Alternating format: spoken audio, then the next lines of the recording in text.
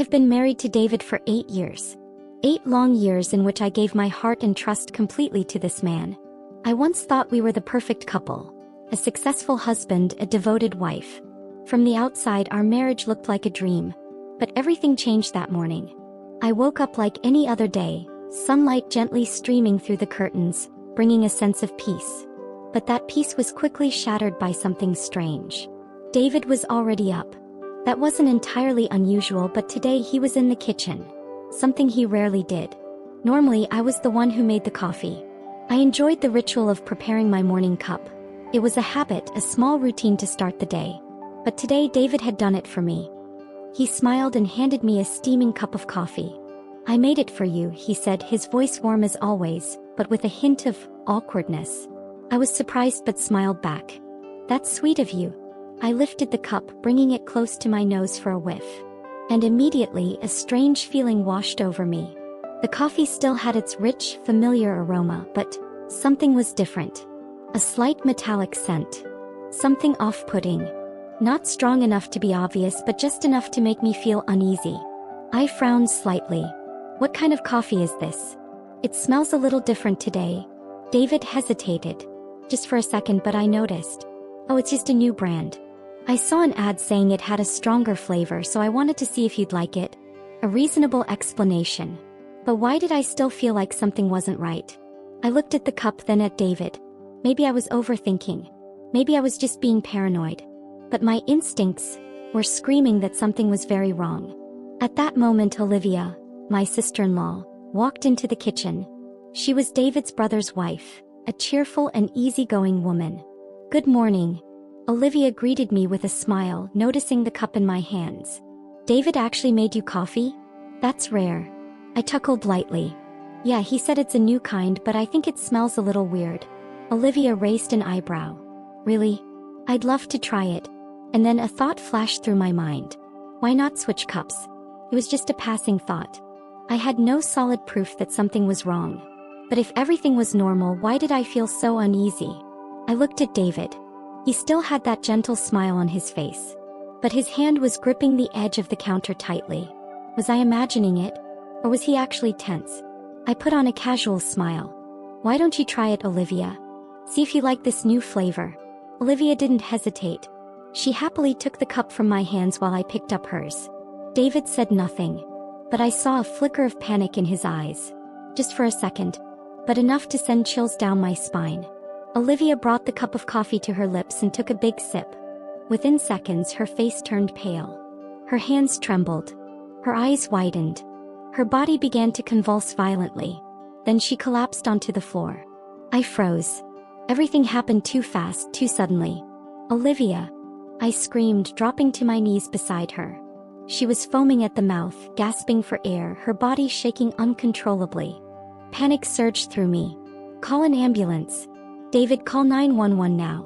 But when I looked up at my husband, he stood still. He didn't move. He didn't reach for his phone. He just stood there, his face drained of color, his eyes wide open, as if he had just witnessed something he couldn't comprehend. A chill ran down my spine. As I understood now. David wasn't in shock because Olivia was in trouble. He was in shock because his plan had gone wrong. I was supposed to be the one lying on the floor right now. Not Olivia. And in that moment I realized a horrifying truth. I grabbed my phone, my hands shaking as I dialed 911.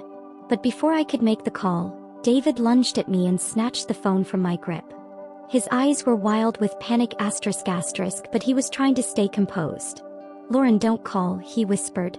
"We can fix this." I stared at him, my entire body trembling. Fix this? He had just tried to poison me. And now, with Olivia convulsing on the floor, he was only concerned with covering up his crime? I couldn't believe the man standing in front of me. The man I had loved. The man I had spent 8 years of my life with. I clenched my fist. I wouldn't let him get away with this. Olivia was lying on the kitchen floor, her terrified eyes pleading for help. I knelt beside her, my fingers trembling as I touched her arm, feeling the coldness creeping over her skin. My heart pounded. I knew I needed to call an ambulance immediately. But before I could press the number, David yanked the phone from my hands. I turned to him, my eyes wide with disbelief. "David, what are you doing?" My voice wavered with fear. He swallowed hard, his eyes darting around, his breathing ragged as if even he couldn't believe what was happening. Lauren, we can't let this get out. We can fix this. Quietly. Fix this. I felt my entire body go numb with disgust. My sister-in-law was convulsing on the floor, possibly dying, and the man I once loved was only concerned about keeping his secret? At that moment I understood something. David hadn't just tried to poison me. He didn't care who lived or died. He only cared about protecting himself. I couldn't let Olivia die. I lunged at David, trying to grab the phone back, but he held on tight. I struggled, my fingers desperately pressing the numbers for 911. But before I could hit the call button, David shoved me hard against the kitchen counter. My back slammed against the hard countertop, pain shooting up my spine. I gasped, staring at him in horror. "Are you insane?" I screamed. David shook his head, his eyes darting between panic and desperation. "I never meant to hurt anyone, Lauren. This wasn't supposed to happen like this."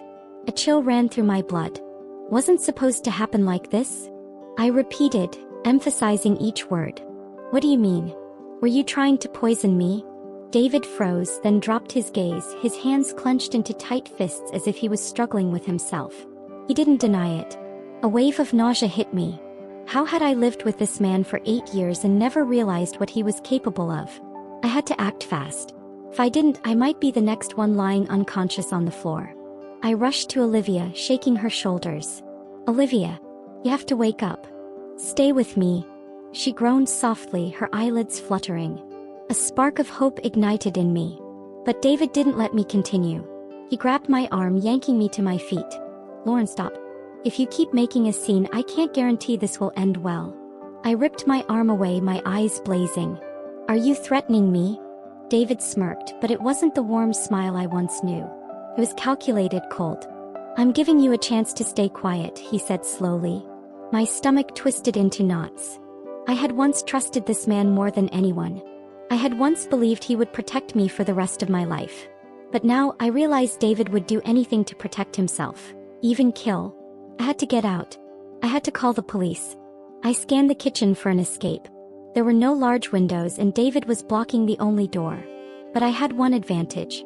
He wasn't ready to kill me yet. He wanted me to stay quiet, to convince me, which meant I still had a chance. I forced myself to take a deep breath, softening my voice. "All right," I whispered, swallowing hard. "Let's handle this quietly."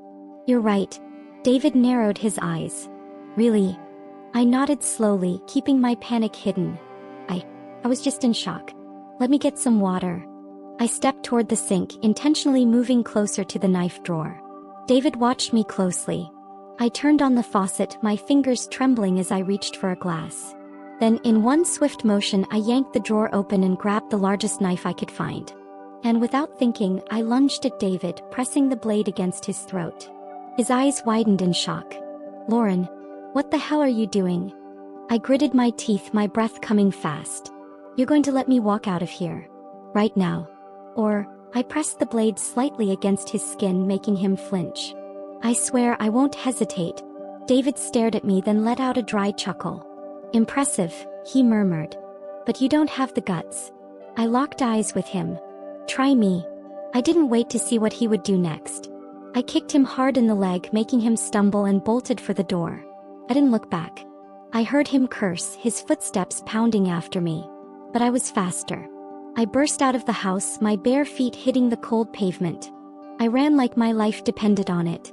Because it did. And then I saw a neighbor standing a few feet away. "Help me!" I screamed, tears streaming down my face. "Call the police." My neighbor flinched but quickly pulled out their phone. David stormed out after me, but when he saw the neighbor dialing 911, he froze. His eyes flickered with realization. And then, without another word, he turned and ran. But I knew I would never let him get away. I stood there, my breath ragged, my heart pounding so hard I thought it might burst. David had run away. But I knew well, he wouldn't stop here. Inside the house, Olivia was still lying motionless on the kitchen floor. I rushed in, kneeling beside her. "Olivia, can you hear me?" I shook her, hoping for any sign of consciousness. A faint groan escaped her lips. Thank God. But I couldn't waste any time. I quickly called an ambulance, my voice trembling as I gave them the address. Please hurry. I pleaded. Then I called the police. This time David wouldn't get away. I sat next to Olivia as the ambulance arrived, feeling my entire body shaking with fear and anger. David had really tried to kill me. But why? How could a man I had loved for 8 years be so cruel? The police arrived right after the ambulance. I stood up, trying to stay calm as I explained everything.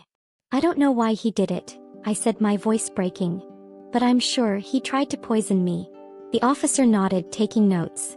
We'll find him, he said firmly. Do you have a safe place to stay? I nodded. I can stay at a friend's house. But more than anything, David had to be caught. 2 days later, the police found David at a cheap motel outside town. He hadn't run too far, as if he thought he could turn things around. But this time I was ready. When the police interrogated him, I was there. And I couldn't believe what I heard. David was in hundreds of thousands of dollars in debt after a failed business investment. He had secretly borrowed from loan sharks, and when he couldn't pay them back, he was pushed to the edge. He planned to kill me to collect my life insurance payout. A wave of nausea rose in my throat. I had been sleeping next to a monster without even knowing it. He didn't just betray me. He was willing to take my life to save himself. But fortunately, he failed. David was sentenced to 20 years in prison for attempted murder and insurance fraud conspiracy. I went to court to face him one last time. He looked up at me, a faint smirk on his lips. You did well, Lauren. I stared straight at him, no longer afraid. You destroyed your own life, David. No one else. He was taken away, and I knew. I was finally free. A few months later, I slowly began to rebuild my life. I moved to a new city, started a new job. Olivia had fully recovered, and we became closer than ever. I had lost 8 years of my life to someone like David. But I survived. I was no longer a weak woman. I had found myself again. And most importantly, I knew that I deserved a better life. Lessons to take away. Never trust someone blindly. Lauren trusted David for 8 years, but in the end, he was the cruelest betrayer. Always listen to your instincts. From the moment she smelled something strange in her coffee, Lauren felt uneasy. If she had ignored it, she might not have survived. No one controls your life but you. Lauren spent years living for David, but she only found true happiness when she stood up for herself. Justice always prevails.